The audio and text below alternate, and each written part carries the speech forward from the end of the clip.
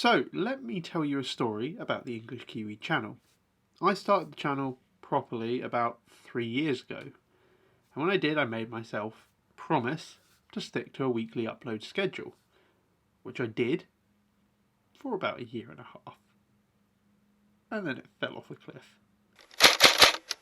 So this week I am going to be explaining to you what I've been doing instead of making weekly videos, because I really wanted to be making weekly videos, but it sort of kind of got a bit too much. So about the time the channel upload schedule kind of fell off the cliff, I moved house, I started marshalling up at Tuddenham, I got cats, and work became incredibly busy. And I just didn't have enough time to do everything that I wanted to do. Also, cats are very useful for being productive while filming. They definitely don't get in the way of all the shots. But I wanted to say, I've not just been sitting idly by not doing anything. I've actually been filming lots and lots of things. I've just never had the time to sit down and edit them to the quality that I like to be able to put out a video. But that changes today. So, over the last year, I've done quite a bit of tech work, and I just picked out a couple of different projects to put together to show you that I do in fact do things that don't always end up on the channel. But before we dive on into those, I just want to quickly say, if you enjoy the content here on the channel and you haven't already, please do consider subscribing and dropping a like and a comment down below. And if you really feel inclined to, share this video to help the channel grow and help more people see this content and hopefully help people out. But anyway, on with the video. Right, so let's start off with my little project to convert my high power Mark III into a bit more of a retro Mark II-ish. So we're going to take the plastic grips off and we're going to screw on the wooden grips. Job done. Oh, but wait, look at that lovely gap there. That's going to need some fixing. And I can't take it off safe. Okay, right, let's take this apart and do some work. To solve our safety issue, let's just take off the right-hand side selector. The Mark IIs didn't have those anyway, and we can 3D print a little cap for that. Now let's remove the black grip on the other side, and so we can see where the issues are and mark up where we're going to need to cut. With that grip panel marked up and removed, we can grab our trusty Swiss Army knife and start whittling away at the wood to make it fit. Once that's done, we can test it back on the frame, and here we can see it's still not quite fitting at the top, so again we mark it up, remove it and cut away some more material. Now that it seems to fit, we're just going to make sure it's sitting in nice and tightly, and then we're going to do some function tests to make sure that the magazine release, which pushes near that wood, still works. Now we can repeat the same process on the other grip panel. So we've marked it up, removed it, whittled it down, tried to fit it, and here we can see there's still some issues going on at the top. This is due to the screw that holds in the hammer assembly.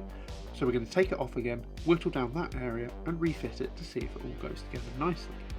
And there we have it. Both the grips are on, it's looking good, so let's just do some function tests, make sure the slide still runs, make sure we can use the safety, and boy doesn't that look good. The next clip up is of Alice's Evo, which she was using, and then suddenly it stopped firing, as in the motor was cycling but it wasn't making the right sounds for cycling. Now I thought what had happened was she'd blown the back of the piston out, but that is not the case, so let's dive on into the video and see what was up.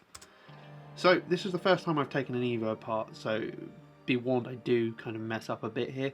But we start off, take the front handguard off, then I was trying to take the spring guide out for ages and didn't realise you have to push it in and then lift the stock up and then you can take the spring guide out. So here we can see me fiddling around with the stock and then using a Torx head there, but an Allen key to take the spring guide out and pull the spring out. And now we bundle around trying to figure out how to take it out. So most comes out, quite a nice motor, go in there. Take out as many screws as I can see and pins. There's the pistol grip coming off. It's fairly straightforward. If you just take out all the screws, it all comes apart quite nicely. There we go, all the screws are out I think. Oh no, wait, I found the pesky hiding one that hid inside the trigger group. You can take the lower receiver off and then split the receivers like so. Check out everything else, it's all good. Have a little look at the gearbox. And now we're trying to figure out what's going on. I looked in the back of the gearbox here, see, looking at the piston, and I'm like, oh, the back of the piston looks fine, so what's going on here? So we have to open up the gearbox and find out what's going on. And it's fairly straightforward, like most gearboxes. Take off the metal spring clip on the top, remove all the screws. We've already got the spring out, so it's not under too much spring tension, and then we can just pop the case apart. And there we have it. There is the internals. So it's got the built-in Evo MOSFET, and oh, that gear is in 2 pieces. It shouldn't be in 2 pieces. So that's the cause of our problem. That gear had split. Just to be clear with this, that is a broken gear. It's a manufacturing defect. It looks like there was a crack or a seam in the metal that had been formed. I'm assuming these were MIM formed by the looks of it. That just caused it to shear right at the wrong point. I don't expect this to be a consistent problem across all of the gears in Evos. In fact, I've not seen many reports of other Evos breaking like that, so I would say this is a very unlucky manufacturing defect. Luckily enough for me, I've got loads of spare gears lying about the place, so I just grabbed another bevel gear that fitted into this gear set and installed it, and then we can reassemble the gearbox and reassemble the Evo around it, because yeah, it does feel like the Evo kind of assembled around the gearbox, and then we can give it a good old test. So let's just watch me struggle to put this all back together properly. There we go, that's running the wires through there, and the outbody's going on, and the screws are going back in, doing them all up. Once you kind of know what you're doing with an Evo, it's actually fairly straightforward. It's just pull all the screws out, just all the screws ever out. Putting pistol grip back on, putting in those screws, holding that in, and assuming the motor's going in. There it goes, motor's going in, and then the motor base plate going on. Oh, well, not yet. There we go, motor base plate's going on. It's been a while since I did this, so it's hard to remember. Spring is already in, testing it, that's saying positive. And here we go, here's some test shoots with it.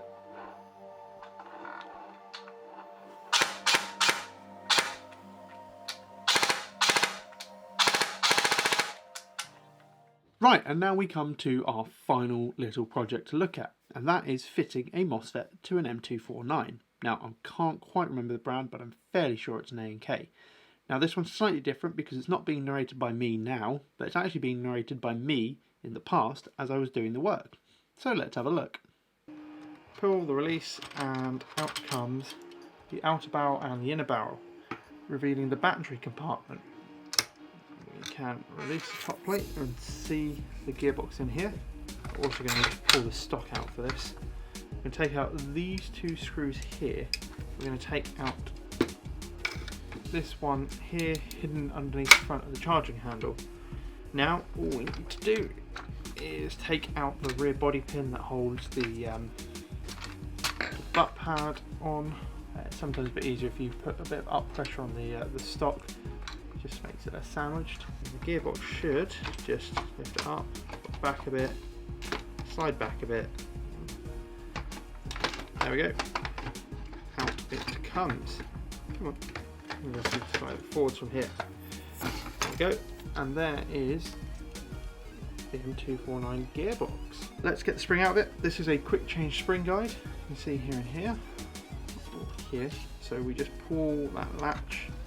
Out pops one beefy spring guide, and what you really want is the switch to fall in the way of the spring coming out. We just hold that up, hold that up. Out comes the spring. Here's our micro switch, which is our trigger. Obviously there's no selector plate on this because this is a full auto only gun. So here is the MOSFET, the parent AB++, and here is the motor, the SHS high torque. I suggest the high torque just because, especially the SHS stuff, they're neo magnets, and they are slightly torquey, but they're pretty close to kind of your middle of the range standard motor, so they'll give good trigger response but not insane rates of fire, and hopefully it will give quite a nice bit of efficiency in this gun. Now the parent AB++, I have not used before, however several other people have given good thoughts on it, so we shall go with it. Tons of wire in there, so I just need to I'll just put the connector straight on the end because they're pretty much the right length, and then we can shorten down the signal wire quite nicely. Is there only one signal wire? There is only one signal wire. Interesting.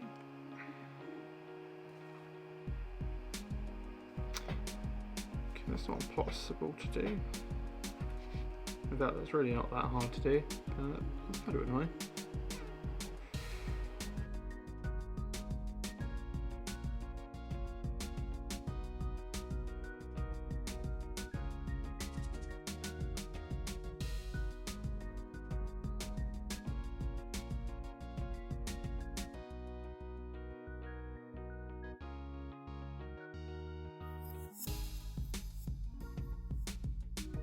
Okay, anti-reversible hatch always will jump, and here we go.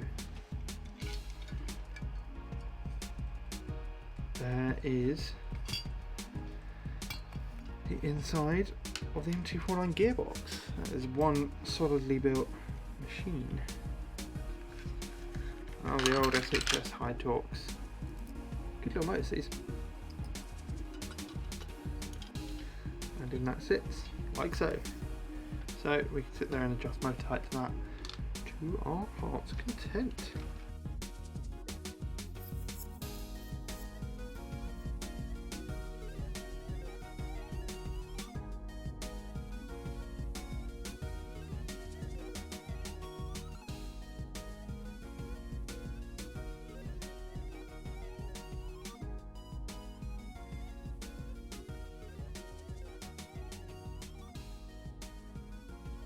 Right, there we are. That's those gears shimmed, so pretty happy with that.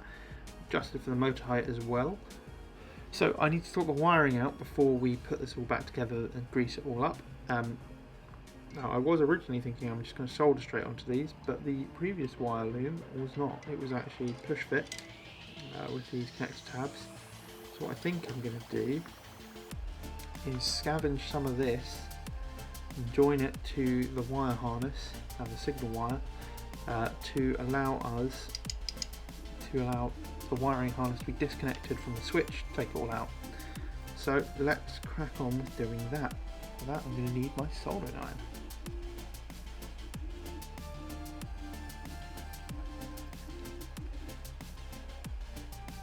Well, these wire cutters are a step beyond shit. Okay. Let's try my proper wire strippers. Like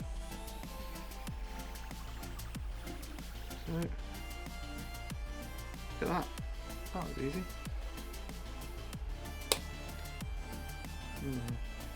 Pretty 18 gauge. Yep, I was right.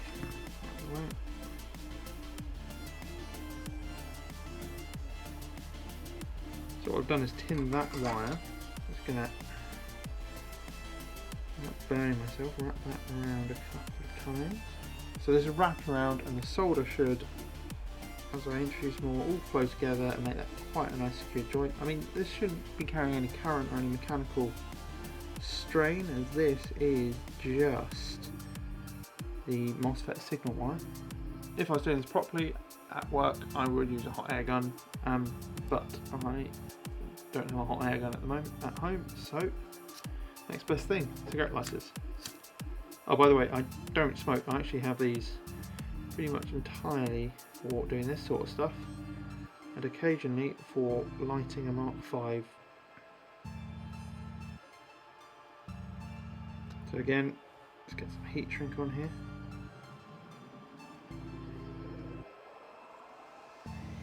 Okay.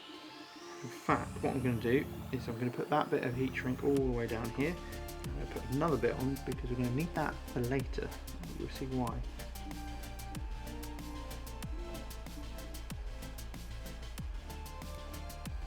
I'll just come in and put a bit of heat and a bit of solder in that, just to help hold it all in place.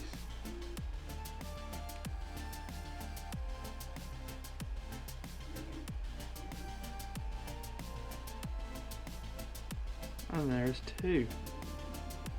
So those are the motor connectors ready to go. Right, so before I figure out the wiring harness properly, I need to reinstall the motor so I can run the main wires and see where I need to add a splice. A splice. Yeah, that could join there. Cool, right, now we know. So what I'm doing is I'm going to cut a centimetre of wire, expose. Right, so we're just going to take a slice out this bit of wire.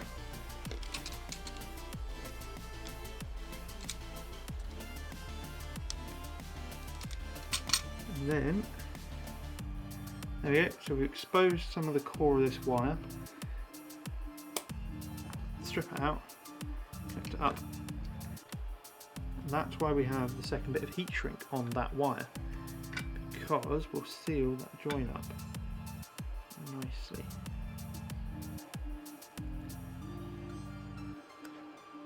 Now we're just going to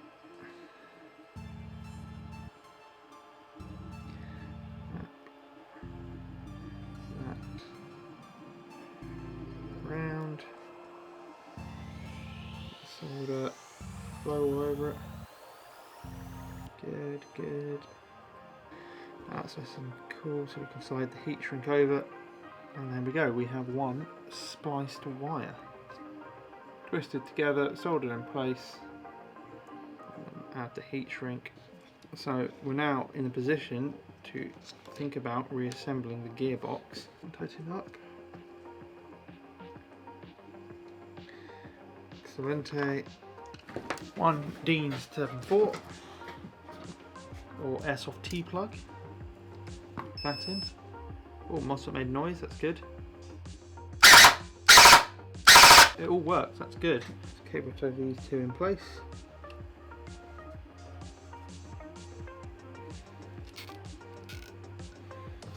Right, and that is ready to go back into the receiver. Now I'm going to be very annoyed if this MOSFET doesn't run through. Extremely annoyed. Huzzah, it does. So we are all good there. So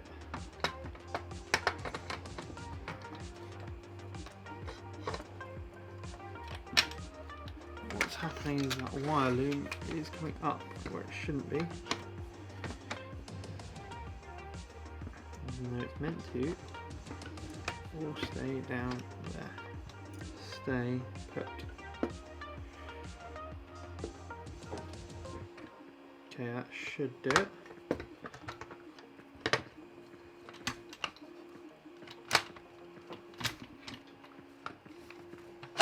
Under it goes, through it all goes. There we go.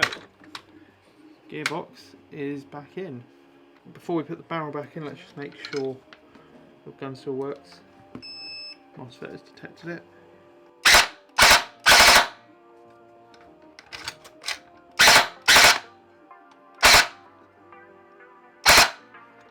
Well, that works. So the camera died, but this is now back together, and I've just run it through the chrono, and with the M110 it is doing pretty much 350 on the dot. That's converted through to twos. It's doing 316, 317 with 2.5s, which is right on the limit. So I'm not going to worry about leaving this to bed in. What I'm going to do is just pop the back off and switch it out for an M105, which should hopefully drop it nice and safely down to about 330. So again, the quick change spring on this is super easy. Hang on, let me just get rid of these leftover BBs. Just going to pop the top, undo that takedown bolt,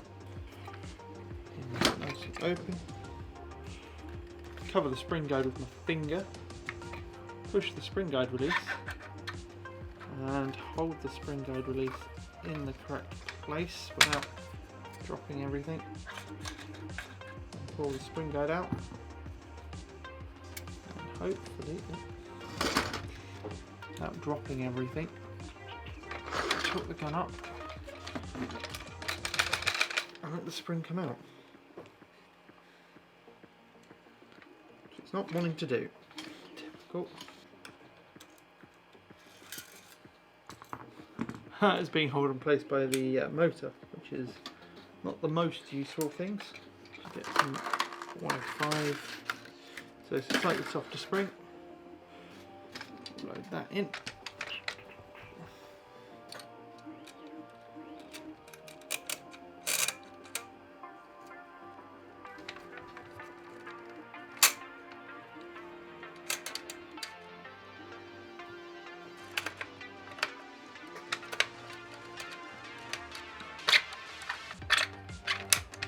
that in, close that up.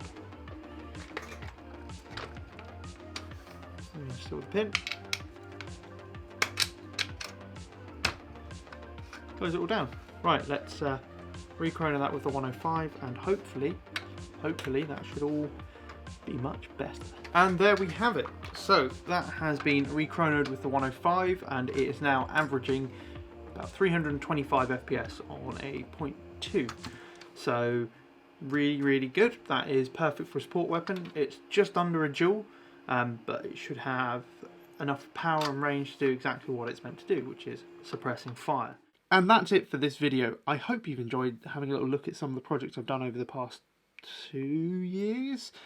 And I do apologise for kind of slipping away from having a standard upload schedule. However, I am trying to get back towards more regular uploads, and I'm hoping I'll be able to do it. So, that's all for now. Stay safe, thank you all for watching, and I'll see you soon. Don't forget to subscribe.